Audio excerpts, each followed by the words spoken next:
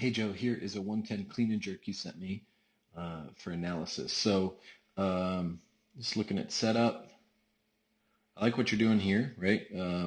Off the floor, you're really engaged, you stay tight. I like your static start. I'm not a fan of a dynamic start, so you get pretty static. You set really well, so be careful though when you do go from a static start that you're not going from loose tension, that you have a ton of tension and staying tight.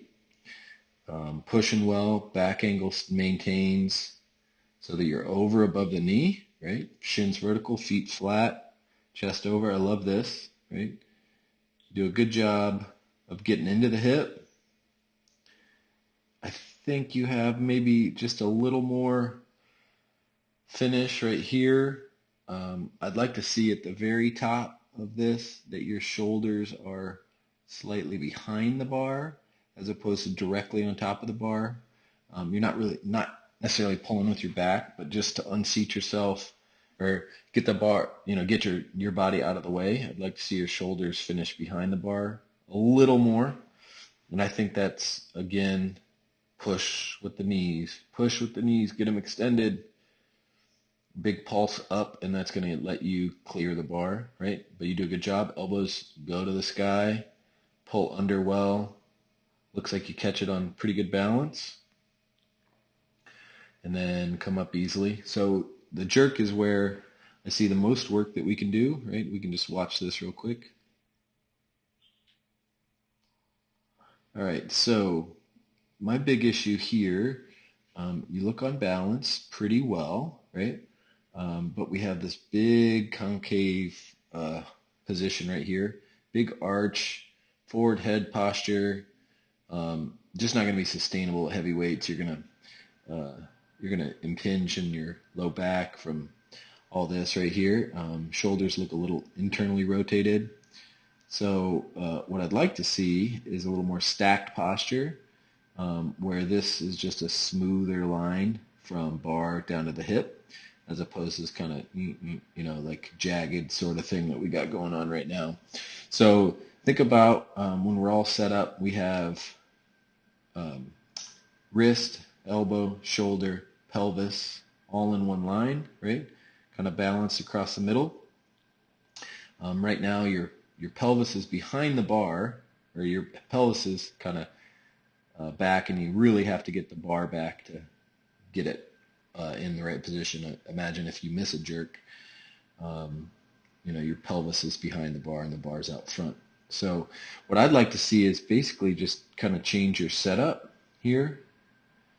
So as you set up right here, already you're in this extension posture, right? So we got big overinflated tummy, right? Kind of stomach's overinflated, leaning back.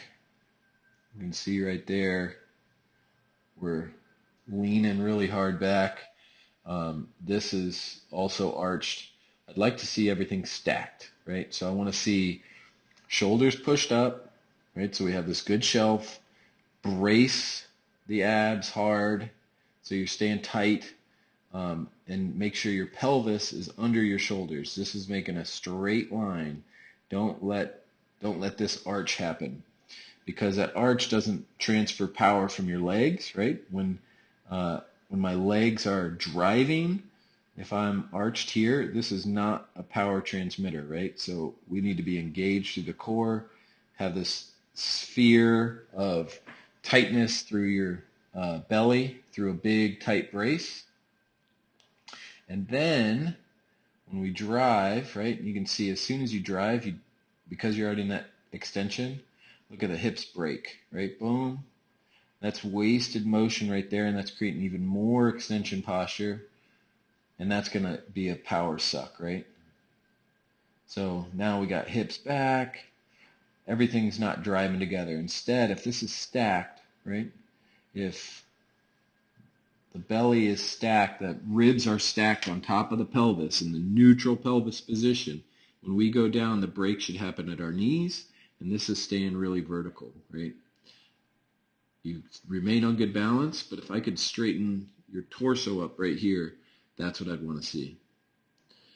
And you have that little disconnect right there where you see the bar hit you, right here, boom. We do a pretty good job. I think we can drive to extension a little more, right? With both feet on the ground. Yeah, that's good. I like it. Good push. Your tempo's off here on your jerk, right? We want to see front foot hit after the back foot, right? And so if we slow this down, we want to see back foot hit and then front foot, and you're kind of coming in, front foot hits a little first, and that is actually when you have to push through with your chest, right? So when we drive, we should think about back foot stays down, so back foot down to the ground, front foot goes out, right? So I think about slide the back foot, step the front foot. So good clean stuff. I think you got a little more push in the knees if you want it, and then on the jerk, it's all about your setup posture.